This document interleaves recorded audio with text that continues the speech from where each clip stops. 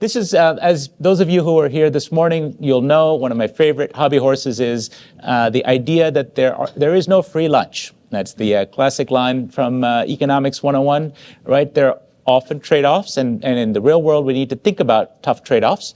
And so my expert panel here of practitioners is going to help us think about and give us examples of how to deal with in your actual business life trade-offs, whether it's talking to the board. We've talked a little bit about that in some previous panels, maybe dealing with customers and consumers and their expectations. For example, when one goes to a Hilton hotel, people expect a certain amount of service and amenities. How do you compromise that in order to achieve some ethereal goal that the consumer may not be aware of, for example? How do you handle those kinds of trade-offs? So we're going to get into this now. And actually, maybe we'll start with Jean, since I've mentioned the topic of Hilton hotels. What happens if maybe you can give us a sense of how you think about sustainability and how it touches your hotel guests? Sure. Thank you, Vijay. And it's just wonderful to be here with all of you today. For us at Hilton, we really look at sustainability through the lens of our founder, Conrad Hilton, who founded Hilton over 100 years ago with the vision that hospitality had the power to be a force for good in the world, to bring cultures together, to bring people across the world to experience each other, to see things they hadn't seen before, and really to extend that good beyond the walls of our hotels and into the communities around us. And I would say that for us, it's not something that's new, it's not a trend, it's something that's really embedded into the culture across our organization, across functional areas. This role is very cross-functional. Our success is really interdependent. We really focus on three things in sustainability, which is ensuring that in everything that we do, it's integrated into our business and it's good for the business, meaning it cuts cost, it's good for the environment, and then to your initial point, Vijay, that it either maintains or enhances the guest experience every time. So those are values, I guess you could say, right? As the expression of your values, it's really coming forth from culture. How did that translate to strategy? I'm glad you started with values. And we all remember Peter Drucker, the great management guru. He famously said, culture eats strategy for breakfast, right? And so I'm glad you started with what's important to your company. But tell us, how are you operationalizing it? And specifically, as you say, customers expect a lot from you, your premium brand. And yet you've also got a sustainability mandate. Clearly, that's why you're here today and you've been doing things. What do you do when those goals are in tension? If people don't want to recycle their towels or they don't care for the kind of lighting you put in that's harsh and makes the room look unpleasant, even though it might be environmentally friendly. There's some practical things when you deal with consumers who have high expectations, pay a lot of money, et cetera. Although you would say it's the right amount of money or a fair value, but you get the point, right? It's you want to satisfy your customers. How do you give us an example of a real-world trade-off, what we're here to talk about, and how you made the choice in those circumstances? Sure. And I'll ask the same of everyone in turn. No, sure. Well, we are, in terms of our strategy, across the business, whether it's sustainability or anything else, we are very data-driven. So all of our strategy, our planning is informed by data. Whether it's lighting, you brought up lighting, so I'll talk about that for a moment. Harsh lighting that doesn't work for reading, that may alienate somebody, is absolutely not our intention ever. And I would say that that's an LED project implementation that was not carefully considered and needs to be redone. LEDs are a great example because they cut costs, they're good for the environment, they last about 7 times longer than traditional inefficient lighting. And if any of us imagine staying in a Hilton hotel or any hotel and opening up your room to start out your day, and you go into the hallway and there's a ladder there because somebody's changing out a bulb in the hallway, that's not a great guest experience, yet that needs to happen because light bulbs do burn out. You can't do it in the middle of the night when people are sleeping because you might wake up your guests. And so with LEDs, they last 7 times longer. So that instant is much less likely to happen. From a security perspective, in the exterior of a hotel, they tend to be better, and they've also been proven in our luxury estate, in bars and cocktail areas, and all these different applications. Just the technology itself has advanced. And then the final point on that one is that there are so many utility incentives available in many markets that accelerate the return on investment. And what we've done, our model is an asset-light model.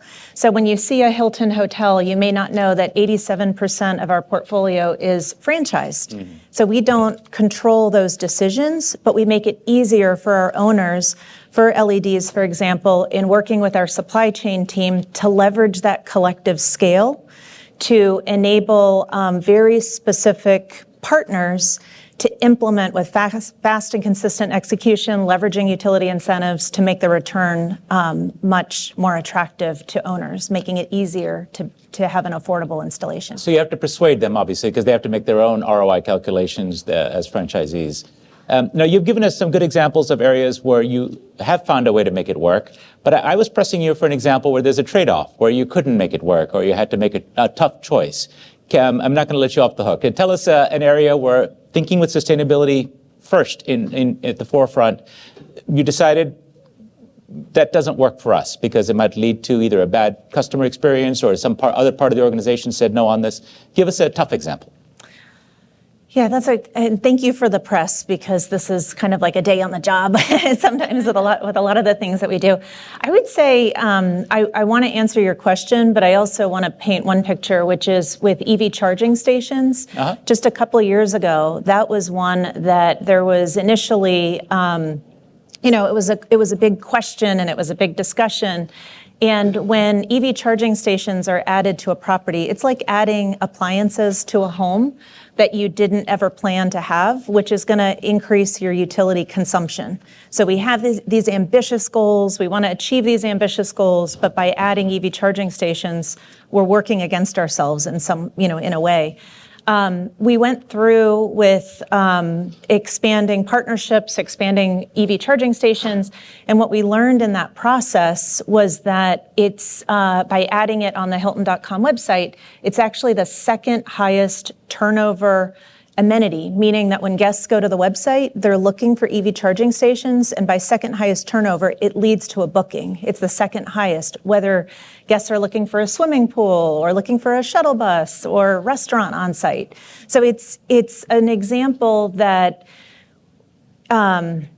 it was tough from a emissions perspective, right, but it turns out that it's, again, a win-win-win because our guests are demanding this and looking for it. And even though it may work against us, we're setting ambitious goals, we're trying to find those savings in other ways, and we are proud of the community impact and the guest satisfaction that brings. Thank you. That's a good example, because it does show that you had to think through more than the first and second question to get to a place where you could justify the trade-off. Let me turn to Nancy. Nancy, you're CSO at Estee Lauder. What brand will be known to, I'm sure, all of us. Not one that would immediately be associated with sustainability, right? You think about beauty, glamour, these other sort of fancy things, but not necessarily crunchy sort of salt of the earth brand. Tell us, what are the trade-offs that you encounter? At the beauty counter, I would imagine that looking for a product that is sustainable is not the number one attribute of any one of your customers. Well, it actually depends. We're actually a house of brands, so we have 29 brands. We have a fair number of brands that are very sustainably oriented. So Le Labo has had refills for a very long time as a fragrance house. By Kilian, Aveda, Origins. And so what we do is we basically take a portfolio approach. Our job is to basically create best practices and deploy them to the brands. And similar to Jean's work in terms of strategy, we take a stakeholder approach. And when you talk about balancing, tough choices, we have KPIs by stakeholders, whether it be investors or consumers or employees. And we look as much as possible for what we call a double win. So I know a lot of what we're talking about is money today. We have many decisions. So for instance, we were very early to a virtual power purchase agreement in Oklahoma, where the wind comes sweeping down the plain. And that was a big risk at the time, but we've actually made over $4.3 million reselling green energy into the grid. So I think the one thing that I would also emphasize is at the moment, it might not be what you might need to do if it seems like there's not a good win or a good double win, is wait. Because one of the things also about sustainability and climate, as you know, is that the innovation, the scale is moving so quickly that it might be that it's not ripe at that time to make that decision, but if you revisit it in 6 months, then you'll be able to do it. So, and in terms of, trade-offs, I'll give you an example from just yesterday and today. A big chunk of our Scope 3 imprint, which is 99% of our footprint, are ingredients. And so one of the things, and we have found that 5% of our ingredients are 80% of our Scope 3. You're and kidding. so, no. So give an example. What's a particularly big one? Silicone is a very high footprint because it's derived from petroleum.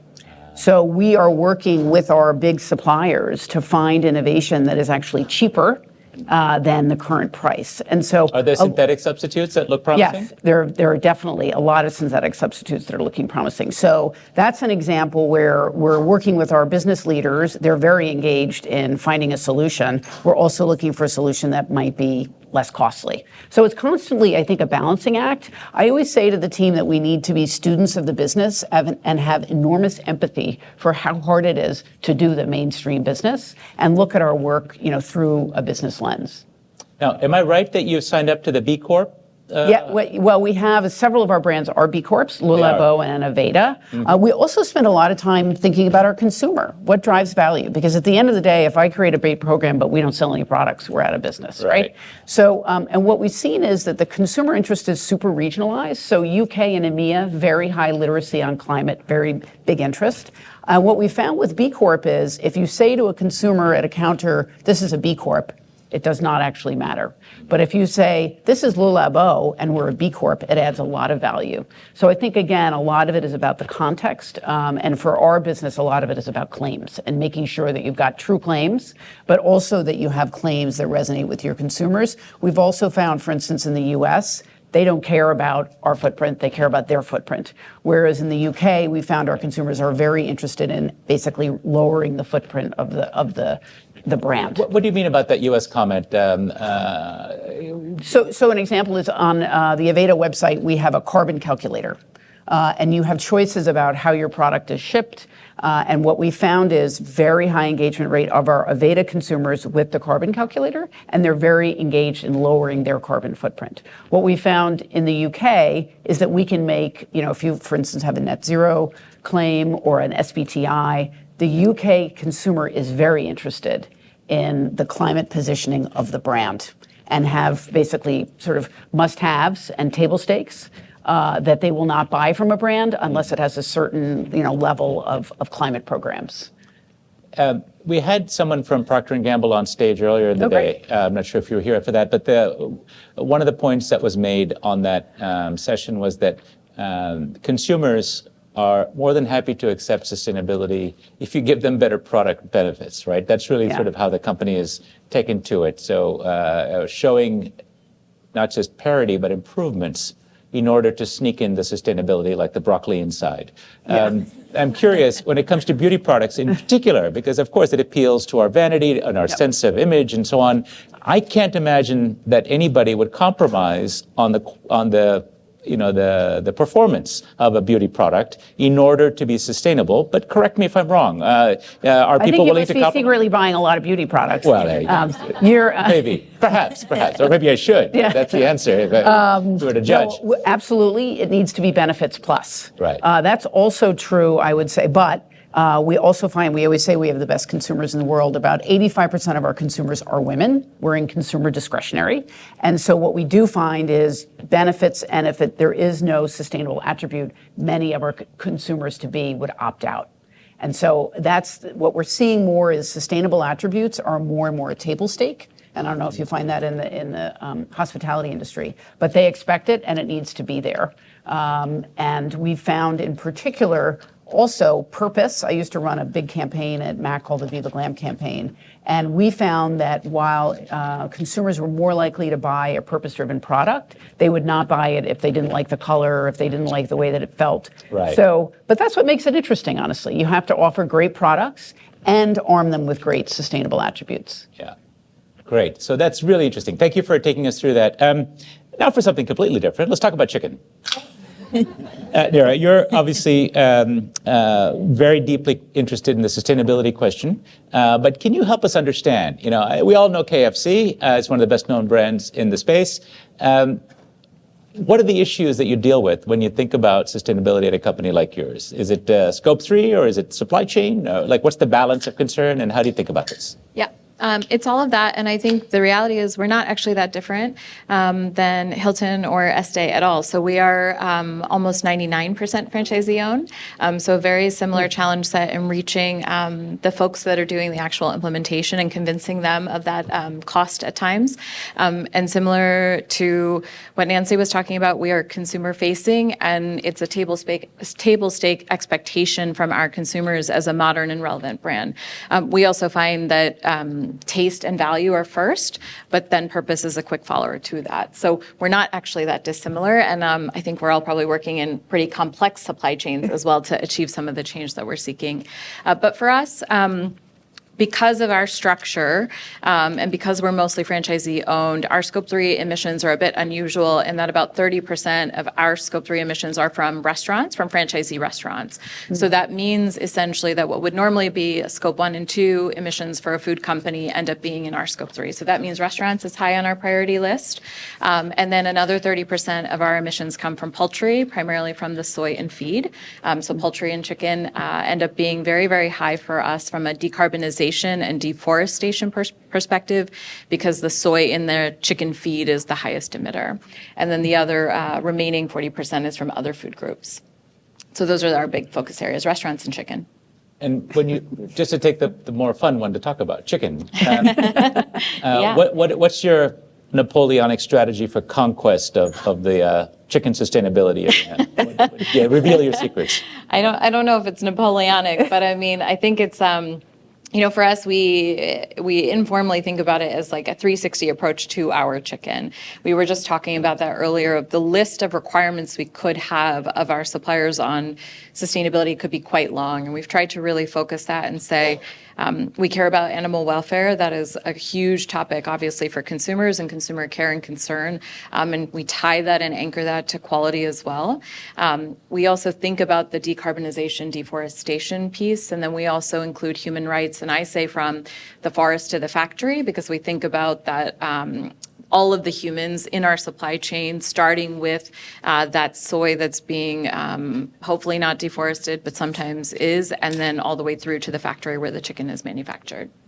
And are we going to see 11 herbs and spices reduced to 8 or 6 as an effort to be more sustainable? Never. Never. Never. Never. The 11 spices end up playing a role, but not as large. We're seeing, you know, one of the things that's happening for KFC is consumer preferences are changing. We used to be a very family bucket-oriented company. People went for chicken on the bone, right? Those of you that went there in the 80s or 90s probably remember a bucket and the coleslaw and the biscuits. That's not true anymore? It's not true anymore.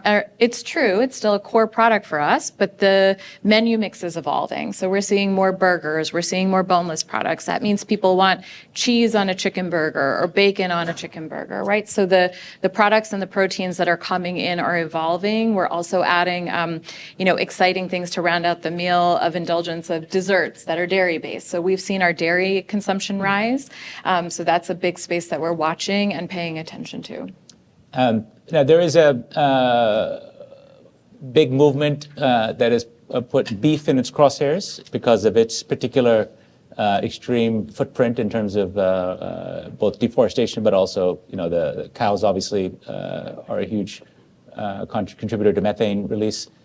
Where's chicken fall on this from the sustainability perspective? If people are on a anti-meat kick, will you be next? Will you be displaced by veganism or vegetarianism or even some of the plant-based proteins? How do you see that as either a threat or an opportunity for you? Yeah, I mean, I think everything that we've understood about it is that chicken is growing as a category. And I think people are making personal choices around whether they move away from beef or not. But our primary objective is choice and transparency around who we are and who we aren't. We're a chicken company, so chicken is in our future. But I think the reality... You'll never be beyond chicken, like BP, beyond petroleum. You're not going to claim beyond chicken. We have done partnerships with alt proteins. We do have veggie lines in some of our markets. We find people come to us for the chicken, right? So I think, and we see chicken as a growth category across the world. We see our competitors moving into chicken more aggressively. We see convenience stores, which are increasingly doing food portfolios, advertising fried chicken. So the competition for chicken is getting quite fierce. Interesting. Okay. I'm very tempted to ask you about China, where I was our bureau chief for many years, where you have a division that was spun out. They have very different menus for those of you who haven't been to KFC China, but maybe we'll put a pin in that for now, because we can't talk chicken forever. We'll come back to it. But I'm glad to know that the company remains committed to its core business. You heard it here. Monica, let's come to you. Novisto, you're a software company that looks closely at data analytics, ESG, metrics and so on. When you look at this question, so you have visibility across a lot of companies and a lot of data, and it's your job to slice and dice and sort of come up with trends. What do you see when we talk about some of these trade-offs and tough choices to make? Well, what's your perspective? That's a great question, and thank you for having me here. As a data management company, we've had the opportunity to see multiple industries across their value chains, and what we've noticed as a trade-off or as something that has been beneficial for them is the fact that they consider sustainability as a journey. So, and it's not just something that you would do on an overnight trend. It's sustainability taken over a period of time, and initiatives that they do, and ultimately it's tied up to the performances. So it's not only about data, but it's all about the performance that you do before the data that gets in.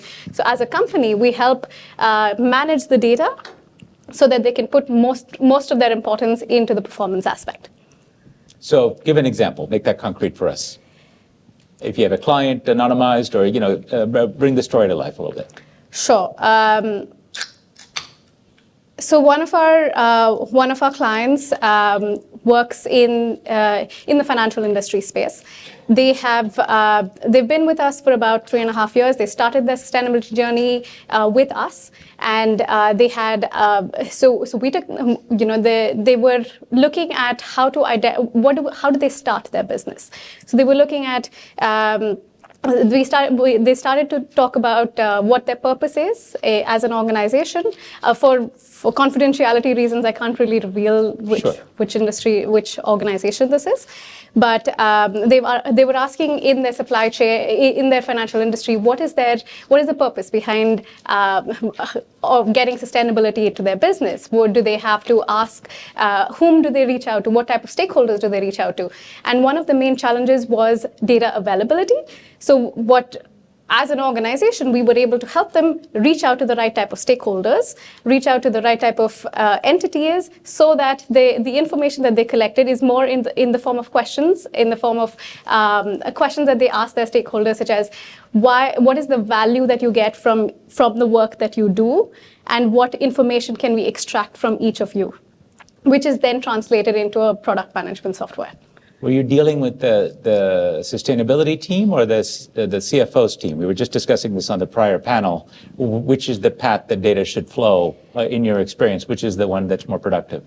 We deal with typically the sustainability teams, who in turn deal with the CFOs as well. I see. Yeah. Okay, so there's a chain of command. There as is. it were. Yes. A pecking order to the absolutely to how things go. With CSRD, though, increasingly we have to assure the data. Yes. So in our house, for instance, I co-lead it with one of the SVPs of finance.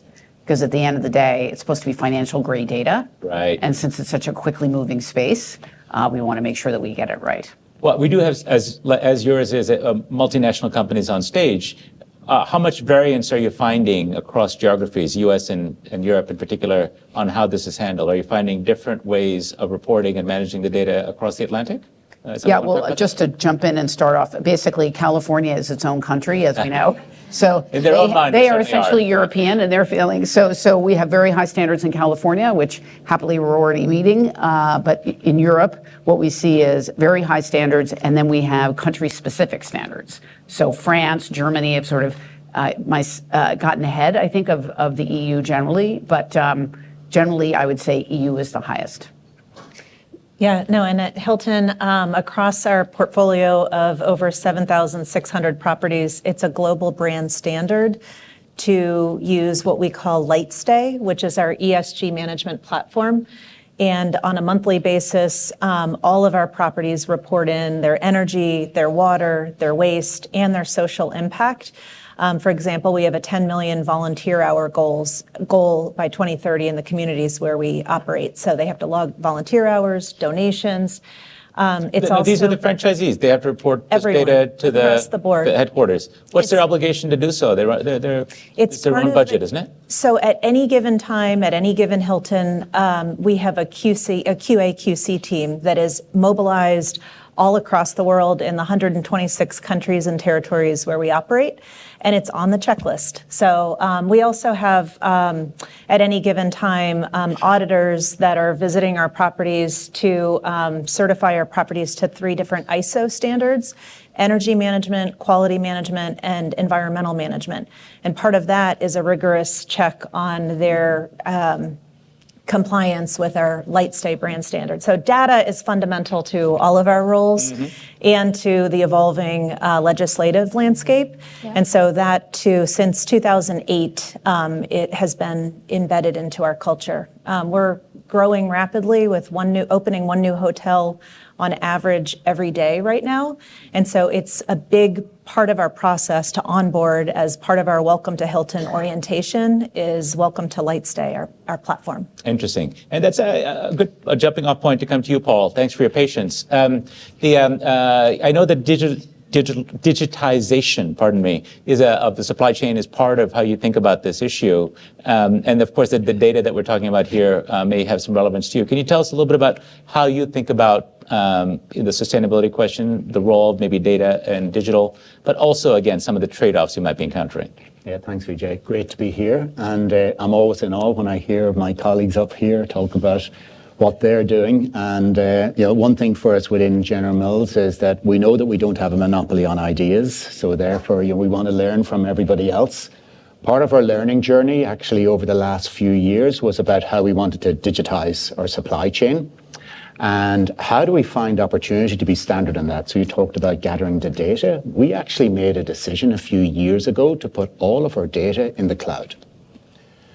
One of the biggest challenges that most people face is how do you collate all of the information together and how do you get it consistently in one format in order for it to be able to report and to do that in real time and to do that in a timely manner as well. So by doing that, it has allowed us to be able to have information readily available. Now we've got different means that the information goes into our portal, which is some of it's manual, right through to some of it's actually coming in from some of our AI bots that we run. But here's the benefit that we're starting to see is that we've been able to run a few programs recently in around how we optimize what we do across our supply chain to take waste out.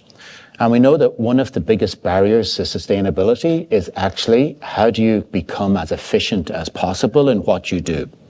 Our logistics area, so similar to others, I'm sure, most of our scope 1 and scope 2, we've got bed down. We know what we're doing. We've taken 50% out of our targets from scope 1 and scope 2. Scope 3 is kind of the unlock. And we tried the EV piece and quickly realized that there isn't enough EV stations around the US in particular to be able to sustain that. So therefore, it's about how efficient you are in what you do and how you find opportunity in order to make sure that when we deliver product to our customer, that it is going in the fastest format as quick as possible with minimum touch. And surprise, surprise, a lot of movement tends to happen that are decisions that people make because product isn't in the right place at the right time in the right location.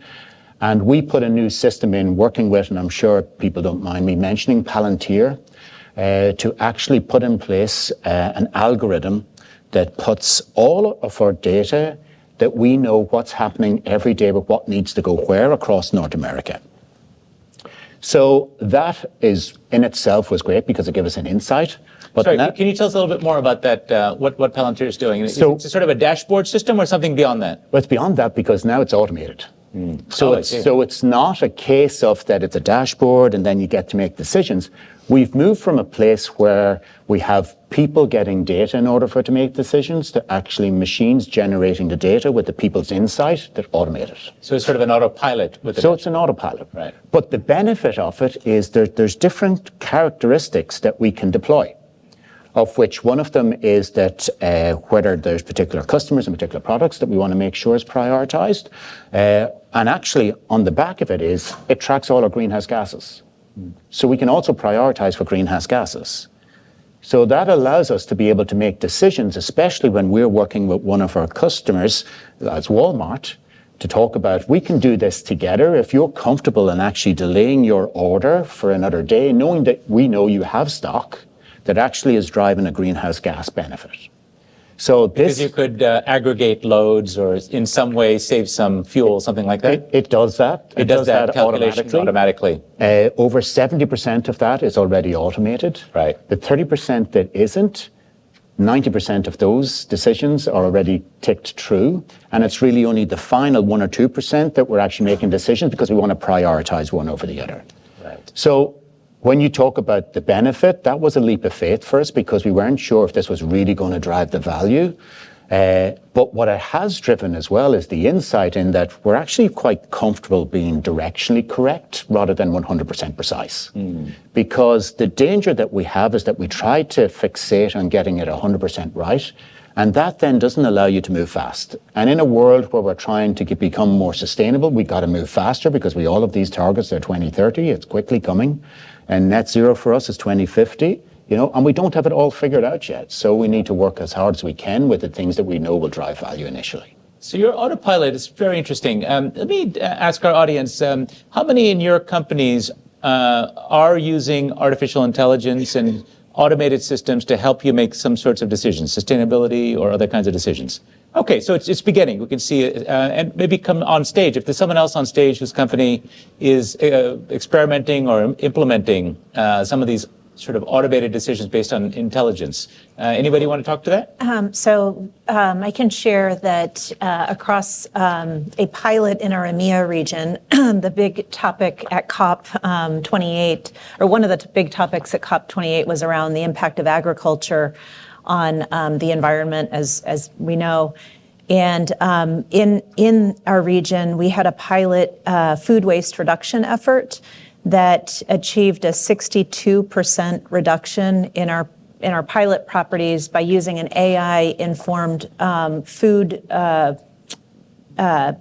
waste technology called Winnow. And essentially what it did is, as food from a plate, like the leftover food that a guest did not eat, was tossed into a bin, basically the AI looks at that food waste, determines what it is.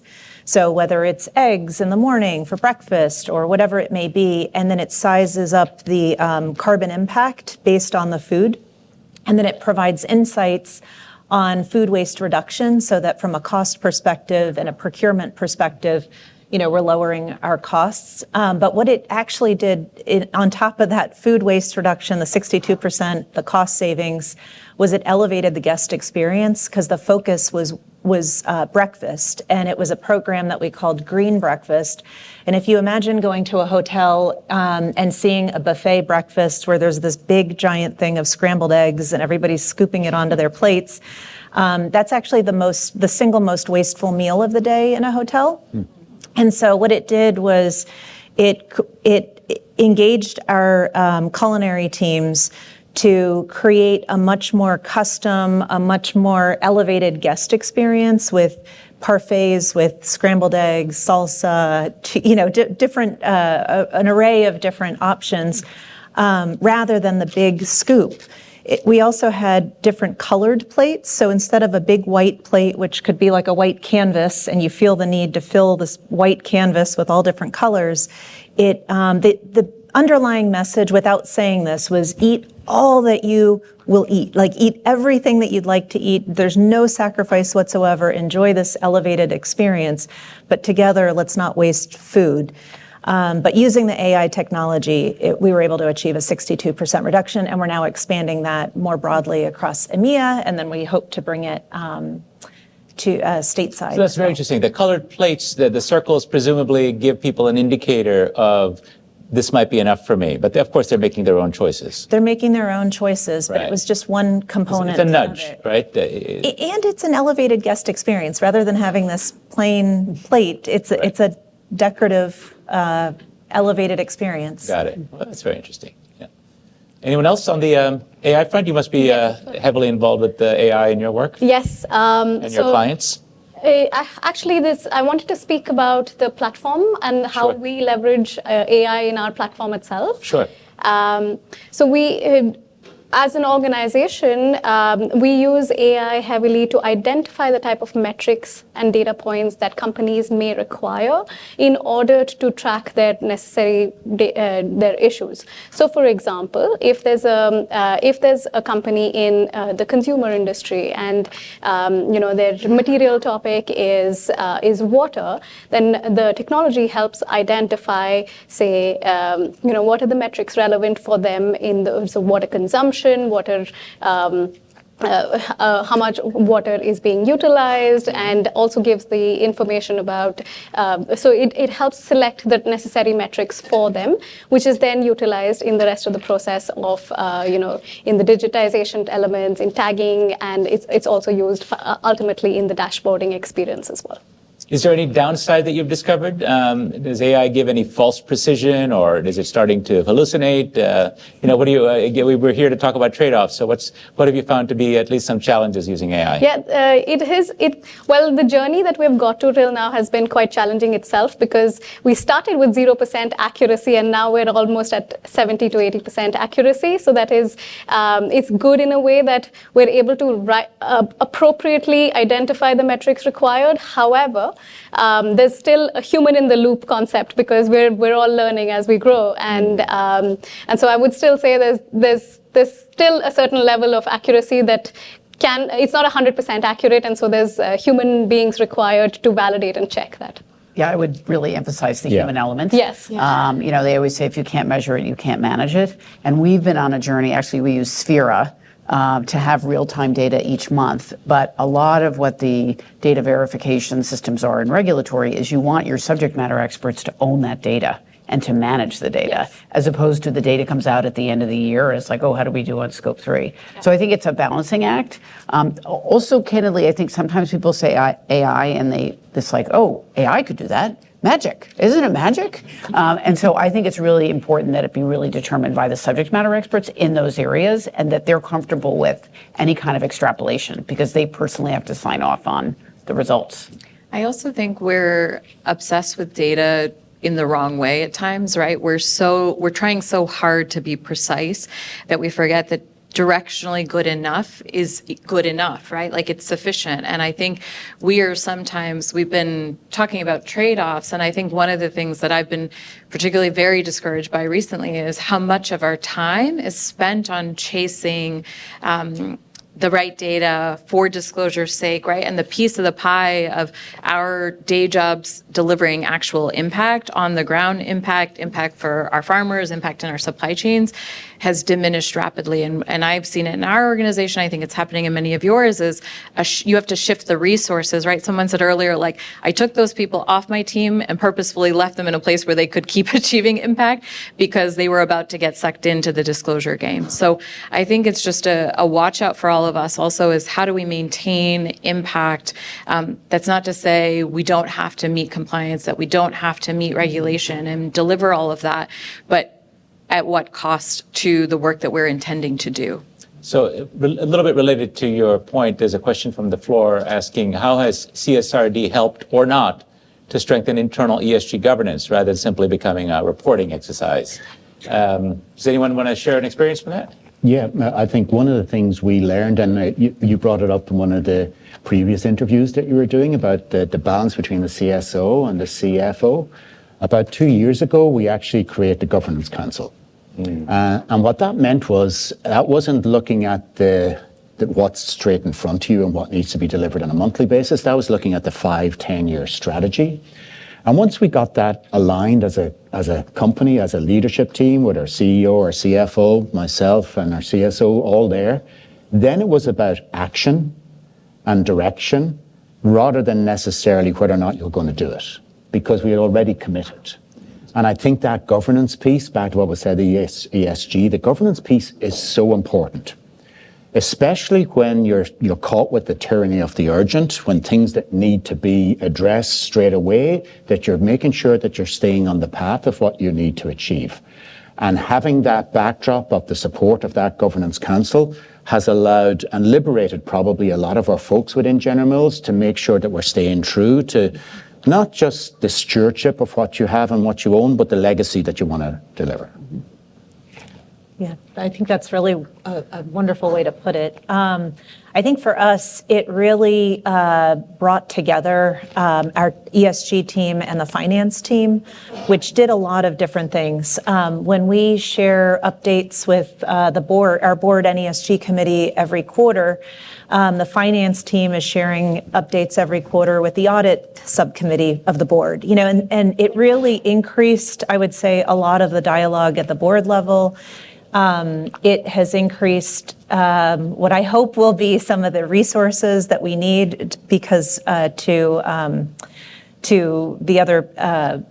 many of the different points, it's easy to get caught up in all of the reporting, whereas the decarbonization and the results are so critical. And so finding that balance, I think that for us, working together with finance, I sense we will have more resources. There's definitely more awareness. And I would say there's a lot more appreciation and buy-in for all of the effort that we're doing, which opens up dialogue with finance in a variety of other areas because of these win-win-wins that across the organization are not always as widely known. So I would say it's really strengthened a lot of our awareness, collaboration, and the way that we will operationalize our responses. Go ahead. Yeah, and I think I'll go as far as to say, like, I think governance is sexy. Like, it helps us build accountability in our organizations and embed it in the right places, right? I always say, like, I own nothing as a chief sustainability officer. I don't run operations. I don't build a restaurant. I don't buy the chicken, right? My job is to partner with all of those people and enable them to put a sustainability lens. And so I think the structures that governance allows and the positive side of these disclosures and demands is that it builds that greater accountability in our system. So I think it's been a tremendous benefit from that perspective of bringing others along and into this. We also think a lot about how can we have regulatory compliance be accretive to the business? Because at the end of the day, if all you do is comply with regulation and you're not selling your products, you're out of business. And so what we've also started to take a look at is in our industry, a lot of what CSRD is requiring is visibility on ingredients, is looking more at ingredient claims.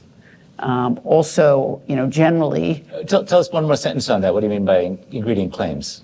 Well, again, what you had said earlier was spot on, and what P&G had said earlier in the day, which is that you need to give benefits plus sustainability claims. And so because the regulations are requiring a different level of visibility on water usage or on various products, the ingredients, how is it that we can take a look at that and make it a value driver, either with a claim? We also see in our industry that we have retailers like Sephora or Ulta are having curated sections. So we're seeing retailers really lean in a very big way. And so it really encourage particularly consumer goods companies to be more transparent about ingredients and about water usage. And so the question is, how do you do that and also drive value through the products, basically? Also, I think we're seeing a lot of focus on, which we really welcome, around waste reduction. And I mean, essentially, Europe, I think, is ahead because it's the smallest continent and it's the most challenged continent. And so a lot of what we also try and do with our brands, for instance, is our La Mer brand has an ocean conservation program, and we've been partnering with governments. So I think it also, instead of just we have to follow these regulations, is how can we use it as an opportunity to better understand where governments are, to partner with governments, and also better understand where our consumers are, both from a claims perspective, an environmental perspective, but also from a purpose-driven perspective. I'm curious, you had mentioned, I think if I remember correctly, 85% of your customer base is female. Yes. I'm curious about the men. I know in some markets like Korea, large interest in beauty products among men, China increasingly. Yep. What are the attitudes that men have within your product base towards sustainability? Are they different from women? That's a great question. There's been a lot of surveys on that. I think, again, it varies by country. What we're seeing in the UK and EMEA is the answer is no. We're also seeing actually more than gender, it's about age. So a Gen Z guy is more likely to be like a Gen Z woman than, another. So I always say I have my 22-year-old son is a good focus group for me with my 19-year-old daughter. But what we are seeing with men and generally is a big adoption of fragrances and a big focus on natural ingredients and the supply chain and ingredient stories. Yeah, there's a lot of TikTokers making money on that. Yeah, and the whole Benjamin Button, age reversal thing has also, I think, moved more men into skincare. Particularly nighttime skincare regimens. And we're happy to do consults if anybody here wants some help. There's one other area from the floor, a nice question that's been asked about talent and workforce. When you think about what's required for your companies to head down towards net zero, down the sustainability path, are there any challenges you encounter on the workforce front, upskilling, whatever it might be? What resources do you lack or are you trying to develop? Anybody want to jump in on that? We have been doing, actually we had one yesterday. One is we have found that of all of the ESG issues, environment and climate is of the highest importance to our employees. And we've heard again and again that they want to hear more about our programs and they want to be more involved. So we've done 2 series of trainings, one with our functional leads, and yesterday we did it with our brand leads, because the reason that employees are so important is not only can they work wherever they want to work and they make the business run, but beyond that is, to the earlier report around, we don't have all the solutions. We need everyone in marketing and PD and all of the different departments to co-create the solutions with us. So I can't emphasize enough how important talent it is. And we've also seen that it's a reason they come to our company and it's a reason they stay there. I think building off the reason they stay, one of the insights that we got over the last few years is that it's a retention tool.